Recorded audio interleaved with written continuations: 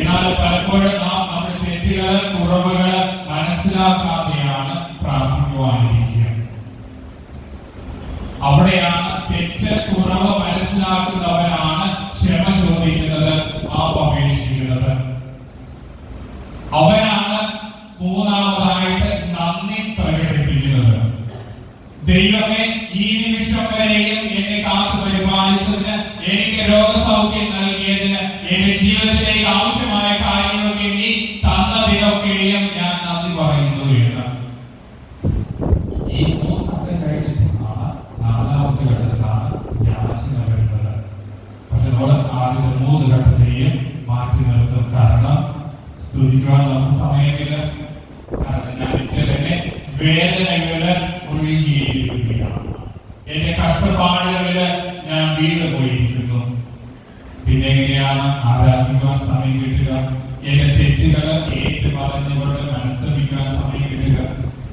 എന്നെ കാത്തു പരിപാലിക്കുന്നവരെ സ്തുതിക്കുവാൻ സമയം കിട്ടുക?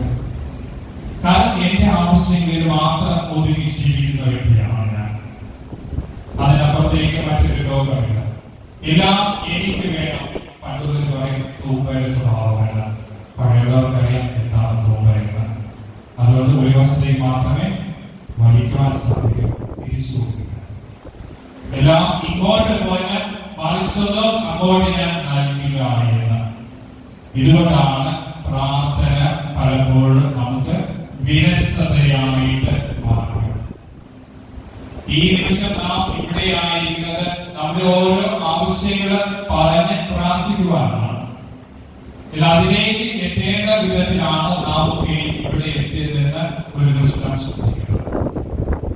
നാം നമ്മെ തന്നെ വിശദീകരിക്കുമ്പോഴാണ് നാം ചോദിക്കുന്ന കാര്യങ്ങൾ ദൈവം നമുക്കായിട്ട് നൽകുക. മാധ്യസ്ഥയാശ്വര പ്രാർത്ഥനയാണ് അവരുടെ വിശുദ്ധന്റെ മാധ്യസ്ഥയാശ്വര പ്രാർത്ഥന.